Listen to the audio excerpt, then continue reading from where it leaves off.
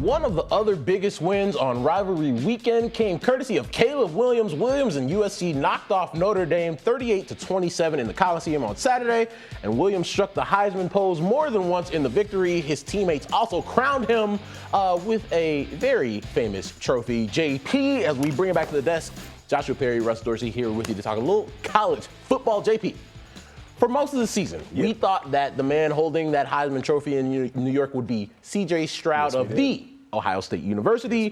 That has changed, and the betting favorite is now Caleb Williams.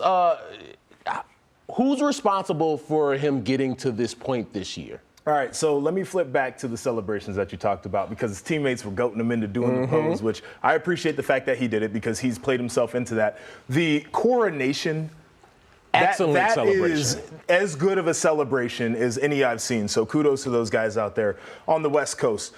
Caleb Williams has played himself into this role. I want to make that perfectly clear. And the schedule really set up for him at the end of the year because he was playing against his rival in UCLA on national television. I think that was the first time many Americans got to see him really on a national stage because it's hard to catch the West Coast games. And then again against Notre Dame, because Ohio State had already lost by that point. People were really interested in seeing what he was going to be able to do for his Heisman resume. So I think a lot of it falls on his shoulders for doing everything he needed to do.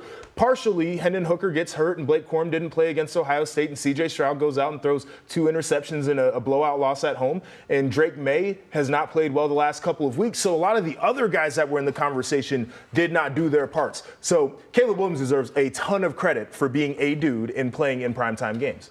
Because of everything you just mentioned, is there anything that can happen on Saturday where he no longer wins the Heisman? So a lot of voters actually turn in their Heisman ballots before the last weekend of games are even over. So many people would have probably, I don't know when it opens because I'm not a voter, but they'll submit before the games are over. If he went out and threw like 4 interceptions and one of them went back for a touchdown, I think that's the only situation in a lot of folks' minds that would say that he played his way out of it. But then the question becomes after that, who do you give it to? Because then you feel like you're forcing your vote to somebody. So I know a lot of people who have theirs filled out and they've pretty much set it in stone whether they set their votes in or not.